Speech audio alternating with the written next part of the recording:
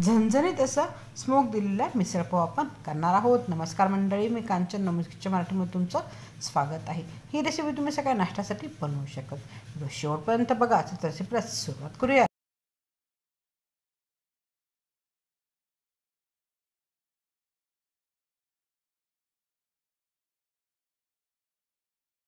होते आणि सकाळी हुसळ स्वच्छ धुवून घेतली होती आणि थोडंसं मीठ टाकून शिजवून घेतलेले आहे। एक 10 ते 12 मिनिटं शिजवायचे, जास्त शिजवायचे नाही आहे। इथे घेतलेला आहे कांदा जो फ्राय करून घेतलेला आहे, त्याचबरोबर घेतलेला आहे सुकं खोबरं जे किसून आणि फ्राय केलं होतं, त्याबरोबर गरम मसाला, लवंग, काळी मिरी, दालचिनी, बडीशेप आणि जिरं ते पण भाजून घेतलं आहे। टोमॅटो आणि अद्रक लसूण आहे।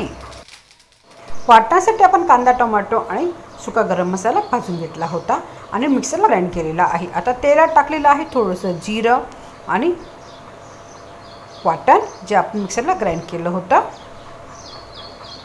आणि हे वाटण आपल्याला तेल सुटेपर्यंत 5 ते 7 मिनिटं व्यवस्थित फ्राय करून घ्यायचं आहे।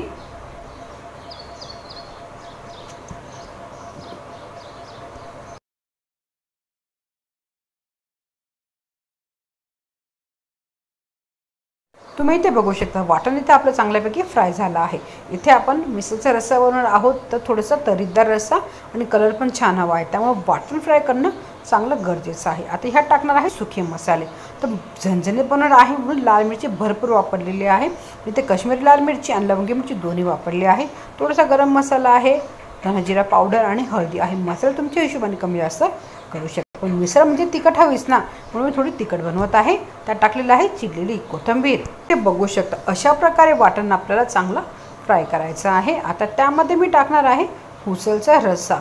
इथे मी हुसळ नाही वापरली आहे, म्हणजे जे मूग आणि मठ आहेत ना ते वेगळे काढून घेतले होते शिजून, ते आपण नंतर फ्राय करणार आहोत। इथे फक्त आपण रस्सा बनवणार आहोत। चवीनुसार मीठ टाकणार आहे आणि हा रस्सा आपण 2 ते 3 मिनिटं उकळून घेणार आहोत।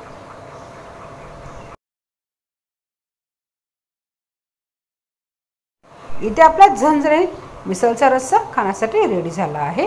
तुम्ही इथे बघू शकता कलर पण खूप छान आलेला आहे। त्यात टाकणार आहे बारीक चिरलेली कोथिंबीर आणि आता हुसळ परतून घेऊयात। आता आपण हुसळ परतून घेणार आहोत। तर पॅनमध्ये थोडंसं तेल टाकलं होतं, त्यात टाकणार आहे चिरलेला लसूण आणि जिरं। थोडंसं फ्राय करून घ्यायचं आहे। त्यात टाकणार आहे बारीक चिरलेला कांदा आणि कांदा थोडा गोल्डन ब्राऊन होईपर्यंत फ्राय करून घ्यायचा आहे।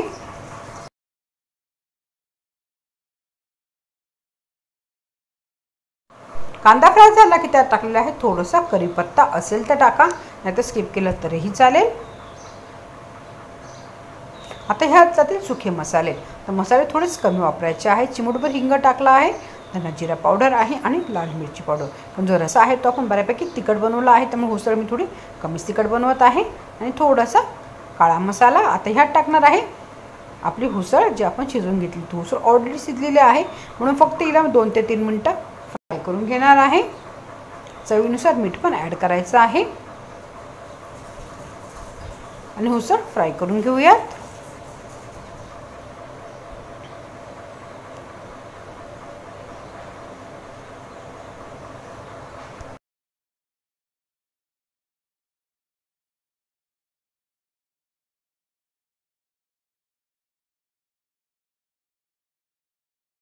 इथे आपली हुसळ पण रेडी।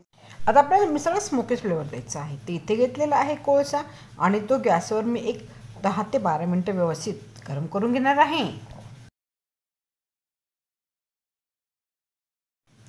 इथे घेतलेलं आहे मातीचं भांडं, तुम्ही नॉर्मल स्टीलचं भांडं सुद्धा इथे वापरू शकतात। त्याचबरोबर घेतलेलं आहे मिक्स फरसाण, पाव, बारीक चिरलेला कांदा आणि थोडासा लिंबू। इथे टाकणार आहे मातीच्या भांड्यामध्ये हुसळ जी आपण आधी फ्राय करून घेतलेली होती। वरतून टाकणार आहे झणझणीत असा रस्सा। आधी थोडाच टाकणार आहे,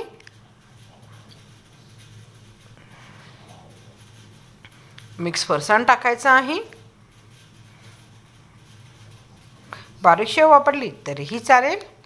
त्याबरोबर ठेवणार आहे त्यावर एक वाटी कोळसा ठेवणार आहे आणि कोळशावर टाकणार आहे थोडंसं तेल आणि तेल टाकल्यानंतर लगेच याला झाकण लावायचा आहे आणि चांगलं त्याला एक दम काढून घ्यायचा आहे 7 ते 8 मिनिटासाठी।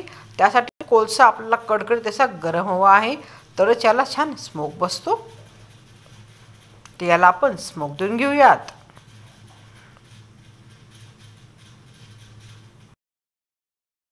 इथे आपली झणझणीत स्मोकी मिसळ खाण्यासाठी रेडी झालेली आहे। रेसिपी घरी जरूर ट्राय करा। व्हिडिओ कोणत्याही कारणाला तर लाईक आणि शेअर जरूर करा आणि माझ्या चॅनलला सबस्क्राईब करायला विसरू नका। नवमीत किचन मराठी बघितल्याबद्दल धन्यवाद।